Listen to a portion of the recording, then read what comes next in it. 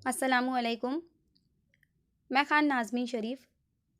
आज की जो वीडियो है ये हम लोगों का पार्ट 3 है। जो टेट 2017 का हम लोग सेट 2 कर रहे हैं उसका ये पार्ट 3 है। सेट 2 का पार्ट 3 है। ओके, 60 क्वेश्चन हम लोगों ने ऑलरेडी कर लिए हैं। 60 क्वेश्चन ऑलरेडी हम लोगों के हो चुके हैं। 61 से हम लोग स्टार्ट करेंगे।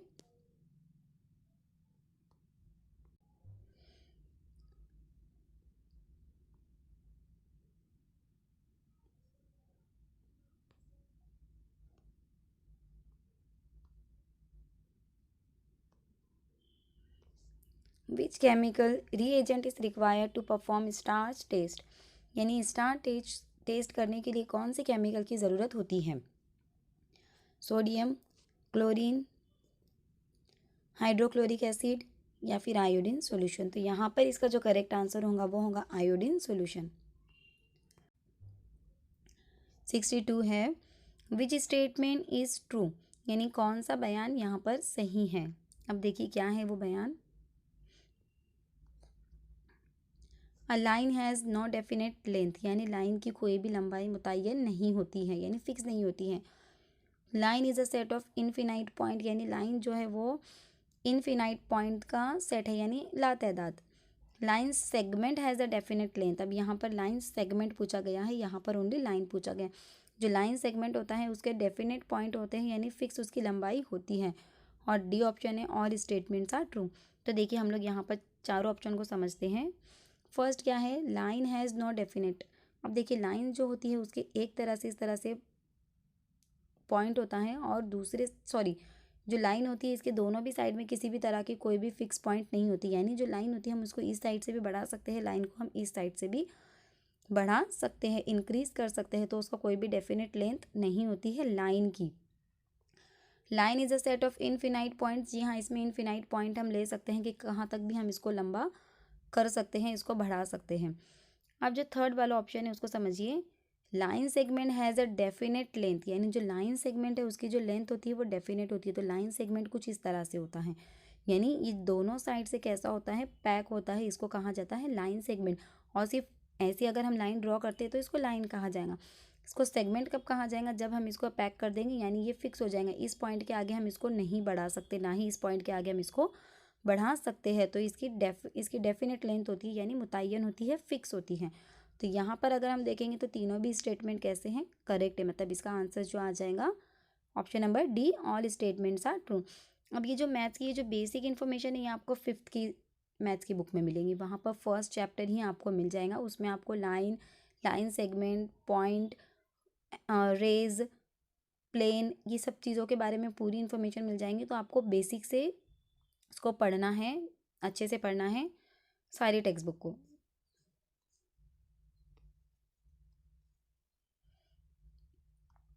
क्वेश्चन नंबर 63 है find the ratio of 40 kilogram to 180 kilogram. सिर्फ हमको तनासुब मालूम करना है, बहुत ही इजी है। 40 किलोग्राम का हमको 180 किलोग्राम से रेशो मालूम करना है। रेशो यानी क्या, तनासुब यानी क्या, उसको बस हमको बटे में लिखना है, अपॉन में लिखना है, सॉल्व करना है। ये जीरो कैंसिल, ये जीरो कैंसिल,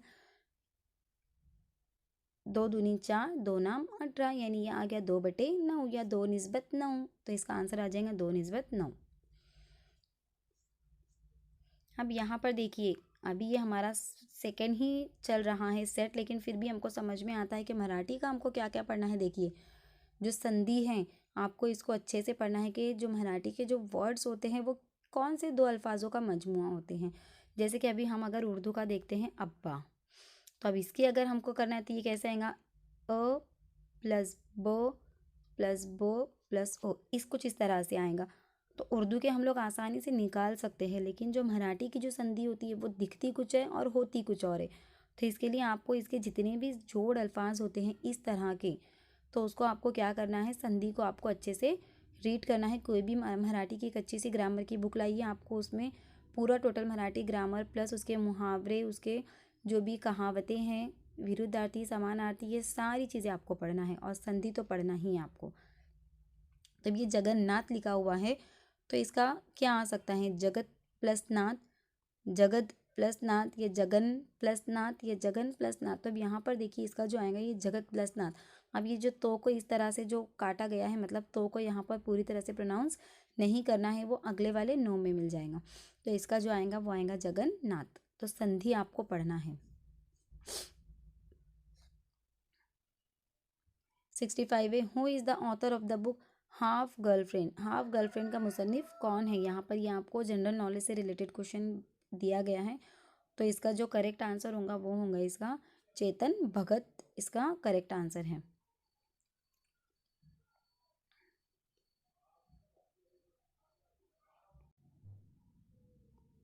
अभी देखिए यहाँ पर क्या है, ए इज़ फादर ऑफ सी, यानी ए और सी में क्या रिलेशन है, ए और सी क्या है, ये इसका फादर है। Okay. D is son of B, यानी जो डी है वो क्या है, डी क्या है, बी का सन है। अब बी मदर भी हो सकती है, फादर भी हो सकता है। ओके।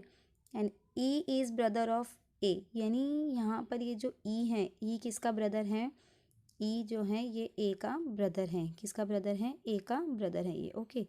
इन दोनों के बीच में, ई और ए के बीच में क्या रिलेशन है, ये ब्रदर है इसका।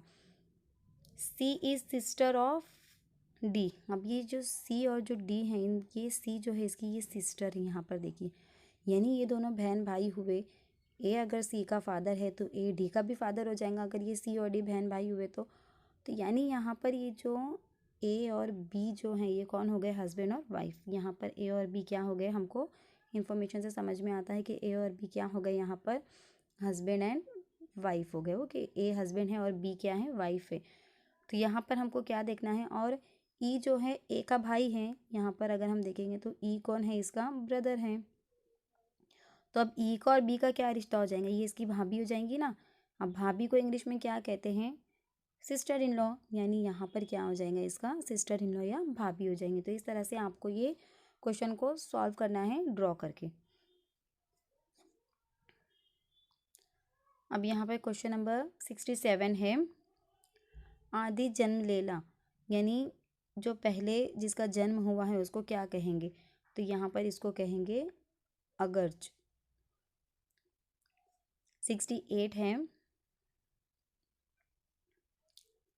Psycho analytic theory is based on, यानी तहलील नफसी का नज़रिया किस पर मबनी है, साइको एनालिटिक थेरी है ये आपको सीडीपी की बुक में मिल जाएंगी। तो पर्सनैलिटी से रिलेटेड है, ग्रोथ से रिलेटेड है, डेवलपमेंट से रिलेटेड है, या नन ऑफ दी अबव से रिलेटेड है। तो ये जो साइको एनालिटिक थेरी जो है ये किससे रिलेटेड है, ये पर्सनैलिटी से यानी शख्सियत से रिलेटेड है।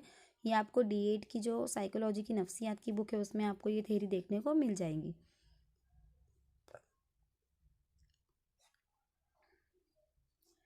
क्वेश्चन नंबर 69 है,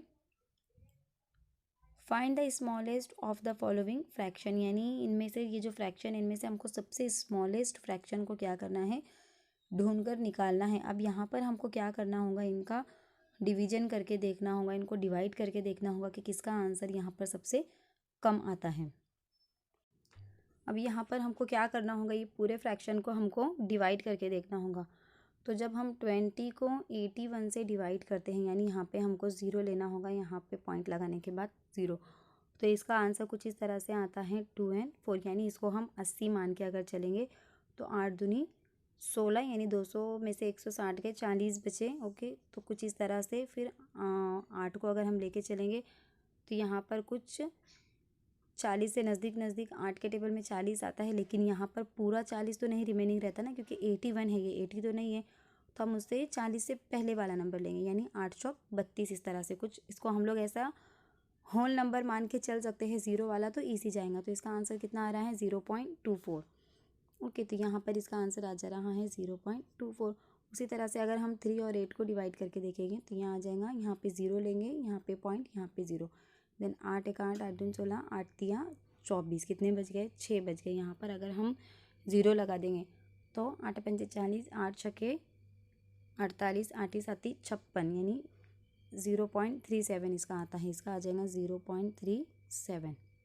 उसके बाद 9 को अगर हम 43 से डिवाइड करते हैं तो यहाँ पर 0 लेंगे, यहाँ पे पॉइंट लगाने के बाद यहाँ पर 0, तो ये कुछ हो रहा है 90। तो अगर हम इसको 40 पकड़ के चलते हैं, 43 को हम क्या पकड़ते हैं 40, तो 40 के टेबल में 90 से नज़दीक 80 आता है, मतलब 4 दूनी 8। अब अगर हम यहाँ पर देखेंगे 40 से नज़दीक कितना बच गया 10, लेकिन 10 पूरा बचेगा क्या ये 10 पूरा ये नहीं बचेगा, यानी 10 से कम ही बचेगा ये। तो यहाँ पर ये हो जाएगा 0.2, इसका हम सिर्फ इतना ही आंसर ले सकते हैं। ओके, अब यहाँ पर अगर हम लास्ट वाला देखेंगे, लास्ट वाला कितना है 1/4 है। तो यहाँ पर 1/4 को ये 0 ले लेंगे, यहाँ पर पॉइंट लगाने के बाद यहाँ 0 लगा देंगे तो 10 हो जाएगा। देन 4 1 4, 4 दूनी 8, 8 जाने के बाद 10 में से 2 बच गया, उसको अगर 0 लगा देंगे तो 4 पंचे 20, यानी 0.25 इसका होता है। तो सबसे छोटा अगर हम देखेंगे 0.25 लास्ट में आता है, तो सबसे छोटा अगर हम देखेंगे तो हमको यहाँ पर 0.2 ही नज़र आ रहा है, यानी 9/43 इसका आंसर होगा। देन 70 क्वेश्चन है, jallikattu is held in the state of, यानी जल्लीकट्टू किस रियासत से मुनक़िद है। तो उसके नाम से ही हम समझ सकते हैं कि ये हमको कुछ साउथ इंडियन वगैरह जैसा नज़र आ रहा है, तो ये तमिलनाडु में होगा। कुछ कुछ चीज़ें ऐसी होती है जो हमको नहीं भी पता है तो हम लॉजिक लगा सकते हैं। तो यहाँ पर जो है ये जो जल्लीकट्टू है ये कुछ सदर्न स्टेट वगैरह के जैसे नाम हमको नज़र आ रहे हैं, तो यहाँ पर इसका हो जाएगा ये तमिलनाडु। देन 71 का है, uh teachers we should think of our work in terms of, यानी बहैसियत असातिज़ा हमें अपने काम के बारे में सोचना चाहिए, यानी हमें किस तरह के काम करना चाहिए। सिस्टमेटिक ड्रिल करनी चाहिए, the mastery of subject matter, यानी हमको सब्जेक्ट पर हमारे पूरी मास्टरी होना चाहिए। या हियरिंग लेसन्स रिसाइटेड, यानी पढ़ा गया जो सबक है सिर्फ उसको सुनना, या फिर child growth and development.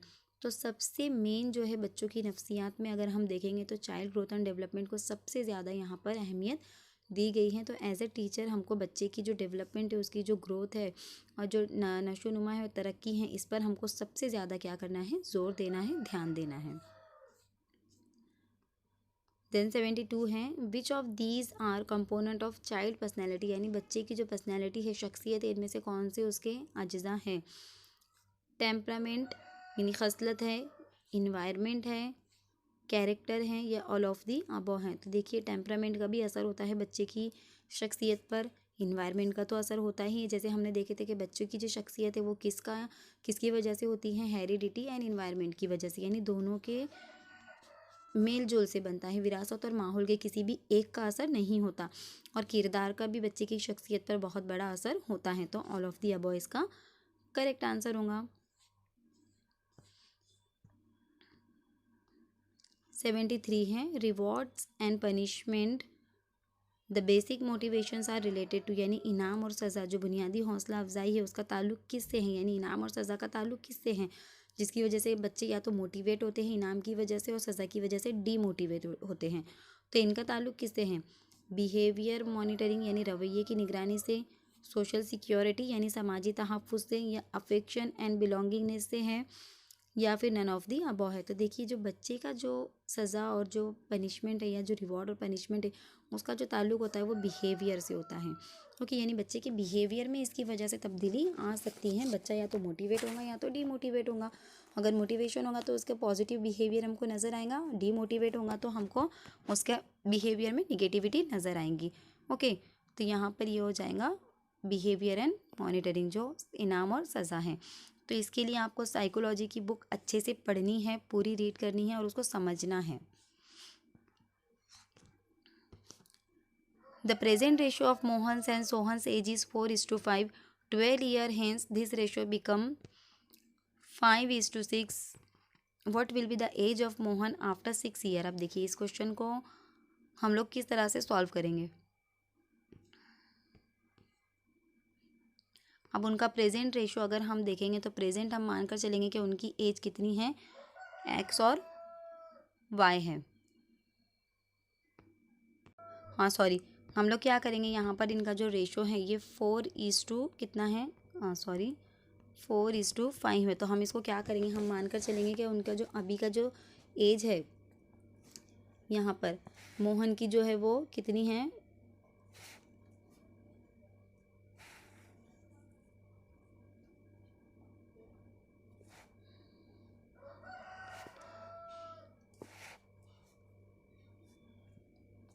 Mohan की हम लोग मान के चलेंगे प्रेजेंट रेशो ऑफ मोहन की हम मान के चलेंगे 4x, और सोहन की हम लोग मानकर चलेंगे यहाँ पर 5 एक्स, तो इनका रेशियो यानी 4/5x आ जाएगा। 12 ईयर हेंस यानी 12 साल बाद, तो 12 साल बाद के लिए हम क्या करेंगे, इसमें +12 ऐड करेंगे। इनका रेशियो कितना बन जाएगा 12 साल के बाद, कितना बन रहा है इनका रेशियो 5:6, यानी अब इसका हमको क्या करना पड़ेगा, क्रॉस मल्टीप्लाई करना पड़ेगा। हम इस तरह से कुछ क्रॉस मल्टीप्लाई करेंगे तो ये देखिए कितना हो जा रहा है, 6 चौक 24 एक्स प्लस 12 पंचे 12 चकी 72 इज इक्वल टू 5 को अगर हम देखेंगे तो 5 50 25 एक्स प्लस 12 पंचे 60, कुछ इस तरह से। अब हम क्या करेंगे, एक्स वाली वैल्यूज़ को एक साथ ले लेंगे, तो ये हो जाएगा 25x minus 24x is equal to ये हो जाएगा 72 माइनस 60, कुछ इस तरह से होगा। अगर हम एक साथ वैल्यूज़ को लेते तो ये हो जाएगा x इज इक्वल टू 72 में से 60 जाते हैं तो कितने बचते हैं, 12। x इज इक्वल टू कितना बच रहा है, 72 माइनस 60, तो यहाँ पर हम देखते हैं x is equal to 72 minus 60, यानी x इज इक्वल टू बच रहा है हमारा 72 माइनस कितना हो रहा है, ये 60 हो रहा है। तो कितने बचेंगे, अगर हम 70 में से 60 निकालते हैं तो 10 और ये +2, यानी x इज इक्वल टू आ रहा है हमारा यहाँ पर 12 आ रहा है। अब सवाल क्या है, what will be the age of Mohan after 6 year, तो अभी तो हमको मोहन की प्रेजेंट एज निकालना होगी। मोहन की प्रेजेंट एज हम कैसे निकालेंगे, मोहन की प्रेजेंट एज हमने क्या लिए थे, 4x लिए थे, यानी x की जगह पे अब हमको क्या रखना होगा, 12 रखना होगा। ओके, तो ये आ जाएगा 12 चौक 48। अब मोहन की जो प्रेजेंट एज है वो 48 है, तो 6 साल बाद उसकी एज पूछी है। 6 साल बाद यानी 48 में हमको क्या करने होंगे, 6 ऐड करने होंगे, तो ये कितना हो जाएगा, 6 6 12 13 14 के 4 हासिल का आया 1 4 और 1 5 यानी 54 इसका आंसर आना चाहिए। तो जी हाँ, इसका आंसर क्या है, यहाँ पर 54 है। क्वेश्चन नंबर 75 हम लोग देखते हैं। द टीचिंग स्किल इज, यानी टीचिंग स्किल क्या है, the integrated form of teaching activities and behaviour, यानी तदरीस की सरगर्मियों और तर्ज अमल का एक मरबूत शक्ल है। या the international condition of the class, यानी क्लास की बैनुल अक़वामी हालत है। या the conductive conditioner of learning, यानी सीखने के लिए मुनासिब हालात है, या ऑल ऑफ दी अबव है। तो देखिए टीचिंग के अंदर सभी बातें आती हैं। इंटीग्रेटेड फॉर्म ऑफ भी है ये, यानी तदरीस की सरगर्मी और तर्ज अमल का एक मरबूत शक्ल भी है ये। The international condition of the class, यानी क्लास की बैनुल अक़वामी हालत में भी आता है, और सीखने के लिए मुनासिब हालात भी हमको टीचिंग में पैदा करने होते हैं, तो यहाँ पर इसका ऑल ऑफ दी अबव आएगा। 76 है, if dog is called cat, cat is called rat, rat is called tiger, tiger is called lion, lion is called fox and fox is called bear and bear is called kangaroo, who is king of the forest. अब यहाँ पर king of the forest यानी हमको इतना सब देखने की ज़रूरत नहीं है, किंग कौन होता है फॉरेस्ट का, हमको वो देखना है। तो यहाँ पर हमको ये देखना है कि जंगल का राजा कौन होता है, कौन होता है जंगल का राजा, लॉयन होता है। तो अब लॉयन किसे कहा गया, इतनी पूरी इन्फॉर्मेशन देकर हमको सिर्फ घुमाया गया है। हमको फोकस किस पर देना है, हमारे सवाल पर देना है, और उसके हिसाब से हमको देखना है कि किसे कहा गया। अब who is the king of the forest, यानी किंग कौन होगा फॉरेस्ट का, अगर ये जो चेंजेस किए गए हैं उसके हिसाब से। तो अब पहले तो ये हमको मालूम होना चाहिए कि किंग कौन होगा, टाइगर या लॉयन। तो देखिए शेर और शेर बब्बर, तो इनमें से जो लॉयन अगर होगा उस जंगल में, तो जो लॉयन होगा वो उसका राजा होगा। अब लॉयन किसे कहा गया है, यहाँ पर लॉयन इज़ कॉल्ड फॉक्स, यानी लॉयन किसे कहा गया है, फॉक्स को कहा गया है।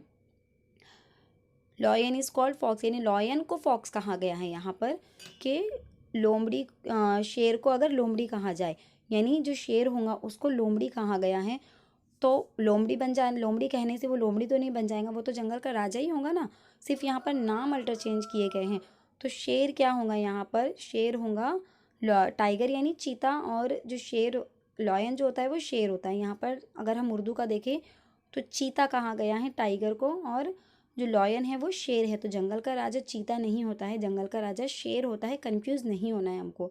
ओके, 3 लैंग्वेज में क्वेश्चन है, अगर नहीं समझ में आता है तो तीनों लैंग्वेज में हमको क्वेश्चन को पढ़ना है, जहाँ पर भी कन्फ्यूजन नज़र आता है। तो अब लॉयन को क्या कहा गया है, यहाँ पर लोमड़ी कहा गया है, यानी फॉक्स कहा गया है। तो फिर जंगल का राजा उस हिसाब से उसका नाम बदल कर क्या हो जाएगा, फॉक्स हो जाएगा। यानी अगर इस चेंजेस के हिसाब से देखें तो जंगल का राजा कौन होगा, यहाँ पर लोमड़ी होंगी। रियल में लोमड़ी नहीं होंगी, नाम चेंज करने की वजह से लोमड़ी होंगी, क्योंकि शेर को लोमड़ी कहा गया है। क्वेश्चन नंबर 77 है, if a simple interest of ₹72 will be obtained after 6 months at the rate of 3% per annum, then principal amount would be। तो प्रिंसिपल हम यहाँ पर हमको क्या है मालूम करना है। देखिए थोड़ा सा लेंथी क्वेश्चन होगा, तो यहाँ पर मैं क्या करती हूँ इस क्वेश्चन को, जैसे कि मैंने जो 2 क्वेश्चन इसके एक वीडियो में बनाए हैं, उसी तरह से मैं इसके भी क्वेश्चन क्या करूँगी नेक्स्ट वीडियो में, जो इस सेट के क्वेश्चन बाकी के रह जाते हैं हम लोग कवर करेंगे, क्योंकि ये वीडियो थोड़ा ज़्यादा लेंथी हो जाएंगी, इसके लिए हम लोग क्या करेंगे, इसको बाद में ही सॉल्व करेंगे। देन क्वेश्चन नंबर 78 है, who is the finance minister of India, यानी इंडिया का जो वजीर मालियात वो कौन है। तो यहाँ पर पीयूष गोयल, निर्मला सीतारमन, अरविंद सुब्रमण्यम या अरुण जेटली। तो यहाँ पर 2017 के हिसाब से पूछा गया है, ये तो अरुण जेटली थे। हमको अगर अभी चेंज हुए हैं या अभी भी अरुण जेटली ही हैं, यानी इस तरह की कुछ सियासी मालूमात हमको मालूम होनी चाहिए as a general knowledge. Then 79 है, which of the following is an example of solid state of water, यानी वाटर का जो सॉलिड स्टेट है, ठोस शक्ल है पानी की, कौन सी इसकी मिसाल है। वेपर्स, ये तो भाप की है। Ice, both ice and vapours, ये नन ऑफ द अबव। तो देखिए बहुत ही आसान है कि जब पानी माय में होता है तो पानी होता है, गैस में होता है तो वो भाप बन जाता है, लेकिन जब वो ठोस शक्ल में होता है तो वो बर्फ़ बन जाता है। तो इसका क्या आ जाएगा यहाँ पर करेक्ट आंसर, बर्फ़ आ जाएगा, यानी आइस। आज की इस वीडियो का ये लास्ट क्वेश्चन होगा। 80s, nowadays the government has given priority to social welfare scheme, therefore it has launched various schemes like age old pension scheme, widow pension scheme, etc.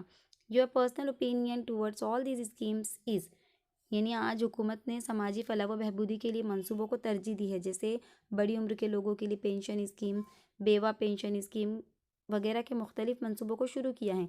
इन तमाम स्कीमों के मुतालिक आपकी ज़ाती राय क्या है। अब देखेंगे क्या है। These schemes are fruitful to raise the standard and support the economy of trouble section of the society, यानी ये मनसूबा माशरे के मुसीबत ज़दा हिस्सों के मैशियत बढ़ाने और इनका म्यार ऊँचा करने में फ़ायदेमंद होते हैं। It is a kind of government obligation for the weaker section, यानी कमज़ोर हिस्सों के लिए ये एक किस्म की सरकारी जिम्मेदारी है। या these schemes deprive the beneficiaries from social sympathy, यानी ये मंसूबे फ़ायदा हासिल करने वाले अफराद को समाजी हमदर्दी से महरूम करते हैं। या नन ऑफ दीज। तो इसका जो आंसर होगा वो नन ऑफ दीज होगा, यानी इनमें से कोई भी नहीं। तो आज की वीडियो में इतना ही। उम्मीद करती हूँ कि आपको मेरी ये वीडियो अच्छी लगी होंगी, और इसके जो मैथ्स के क्वेश्चन रह गए हैं इस पूरे सेट के 200 क्वेश्चन के, तो हम धीरे धीरे हमारी आने वाली वीडियोस में इंशाल्लाह ताला ज़रूर कवर करेंगे। तब तक के लिए हमारे चैनल से बने रहिए, ताकि एजुकेशन से रिलेटेड सारी अपडेट आपको टाइम टू टाइम मिलती रहें। अगर आपको मेरी ये वीडियो अच्छी लगी तो इसे शेयर करना बिल्कुल भी ना भूलें, ताकि दूसरों का भी फ़ायदा हो। और कमेंट सेक्शन में ज़रूर बताएं अगर आपको कहीं पर भी कुछ भी नहीं समझ में आता है, जो भी है आपकी राय, तो मुझे कमेंट करके प्लीज़ ज़रूर बताएं, ताकि मुझे और मोटिवेशन मिले इस तरह की वीडियोस बनाने के लिए। मेरे चैनल को सब्सक्राइब ज़रूर करें। तब तक के लिए दुआ में याद रखें। अल्लाह हाफिज़।